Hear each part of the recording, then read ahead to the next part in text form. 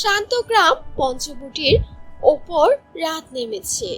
পূর্ণিমার নরম আলোয় ভেসে যাচ্ছে চারপাশ। গ্রামের শেষ প্রান্তে ছোট্ট কুঁড়ে ঘরের দাওয়ায় বসে আছে রূপবতী। তার চোখে স্বপ্ন, মনে অনেক আশা। আজ তার জীবনের সবচেয়ে গুরুত্বপূর্ণ দিন, কারণ আজ তার বাগদান।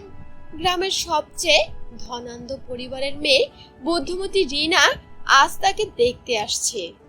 রূপবতী মনে মনে সৃষ্টিকর্তাকে ডাকছে যেন সবকিছু ঠিকঠাক হয়। সে একজন সাধারণ মেয়ে, কিন্তু তার স্বপ্নগুলো আকাশের মতোই বিশাল। ওগো বিধাতা, আজ যেন সবকিছু ঠিকঠাক হয়। এই একটাই সুযোগ, যদি আমি পাই, আমি আমার জীবনটা বদলে দেব। আমার মা বাবাকে আর কষ্ট করতে হবে না, তাদের মুখে হাসি ফোটাতে চাই আমি।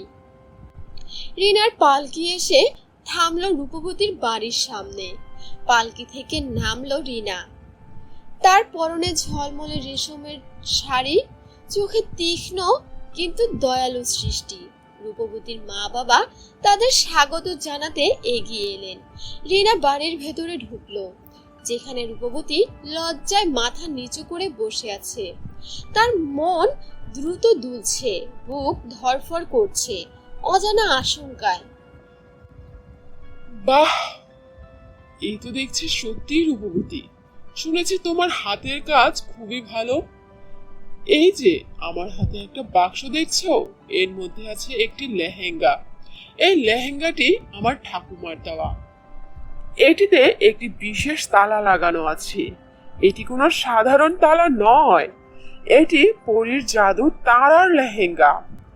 যদি তুমি লেহেঙ্গাটা খুলতে পারো, তাহলে আমি তোমাকে আমার জীবন সঙ্গিনী হিসেবে মেনে নেব। কিন্তু মনে রেখো, যদি না পারো তাহলে এই সম্পর্ক এখানেই শেষ। এই তালা কোনো সাধারণ তালা নয়, এটি জাদুর তালা। এর চাবি শুধু সঠিক হাতেই কাজ করবে। আমি আমি আমার সমস্ত শক্তি দিয়ে চেষ্টা করব।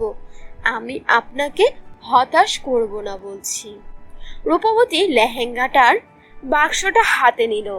বাক্সটা ভারী, আর তার মধ্যে থেকে একটা মৃদু তারার আলো বিচ্ছুরিত হচ্ছে। লেহেঙ্গাটা বের করতেই সে দেখলো তাতে জড়ানো রয়েছে একটি অদ্ভুত নকশার তালা। সেই তালা সে আগে কখনো দেখেনি। তাতে কোনো চাবি ঢোকানোর জায়গা নেই, শুধু কিছু সংকেত খোদাই করা আছে, যা তারার মতো জ্বলছে।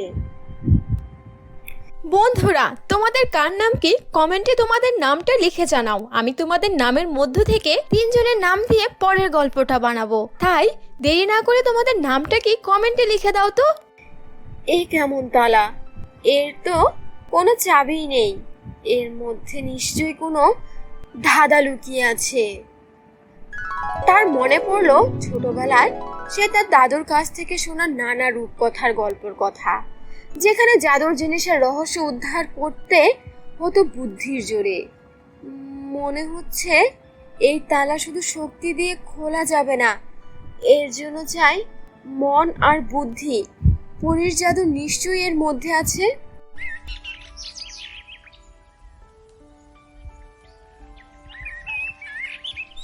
রূপবতী ছোটবেলার সখী চঞ্চলা তার পাশে এসে বসলো।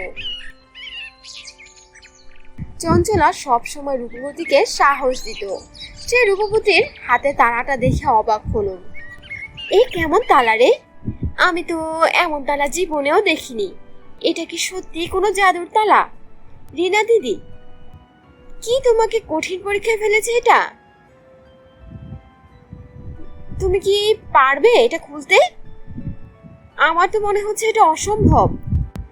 জানি না চঞ্চলা, কিন্তু আমাকে পারতেই হবে। আমার মা বাবার স্বপ্ন সাথে জড়িয়ে আছে। রিনা দিদি বলেছেন এটা পরীর জাদুর তারার লেহেঙ্গা। হয়তো এর মধ্যে কোনো পরীর আশীর্বাদ আছে। আমার মনে হচ্ছে এই তারার চিহ্নগুলো এই রহস্য। রূপবতী যখন তালাটা নিয়ে চিন্তায় মগ্ন, তখন হঠাৎ ঘরের মধ্যে একটা মিষ্টি সুগন্ধ ছড়িয়ে পড়লো। একটা ঝলমলে আলোয় ঘরটা ভরে গেল। সেই আলোর মধ্যে বেরিয়ে এলেন এক সুন্দরী পরী। পরীর পরনে তারার মতো ঝলমলে পোশাক, হাতে একটি জাদুর কাঠি। রূপবতী আর চঞ্চলা দুজনেই বিস্ময় তাকিয়ে রইল। ভয় পেও না রূপবতী, আমি এই লেহেঙ্গার রক্ষক। এই তালা শুধু সেই খুলতে পারে যার মন পরিষ্কার, যার হৃদয় ভালোবাসায় পূর্ণ এবং যে অন্যের জন্য আত্মত্যাগ করতে প্রস্তুত। এই তারার চিহ্নগুলো তোমার মনের বিশুদ্ধতার প্রতীক। তুমি যদি এই লেহেঙ্গাটা পরতে চাও, তাহলে তোমাকে তোমার সবচেয়ে প্রিয় জিনিস ত্যাগ করতে হবে। তোমার সবচেয়ে প্রিয় জিনিস কি? আমার সবচেয়ে প্রিয় জিনিস তো আমার মা বাবার মুখের হাসি। তাদের সুখের জন্য আমি সব কিছু ত্যাগ করতে পারি। পরীর কথা শুনে রূপবতী লেহেঙ্গাটা বুকের কাছে ধরে রাখলো আর তার সমস্ত ভালোবাসা আর শুভকামনা তালার উপরে ঢেলে দিল। সে অনুভব করলো তার হৃদয় থেকে একটা অদ্ভুত শক্তি তালার দিকে প্রভাবিত হচ্ছে। তার চোখ দিয়ে এক ফোঁটা অশ্রু গড়িয়ে পড়লো তারার উপর। যদি এই লেহেঙ্গাটা আমার জীবন পরিবর্তন করতে পারে, যদি আমার মা বাবার মুখে হাসি ফোটাতে পারে, তাহলে এই তালা নিশ্চয়ই খুলবে। আর আমার সমস্ত ভালোবাসার সংকল্প নিয়ে আমি তোমাকে স্পর্শ করেছি। হে জাদুর তালা, আমার মা বাবা সুখের জন্য আমি সবকিছু ত্যাগ করতে রাজি।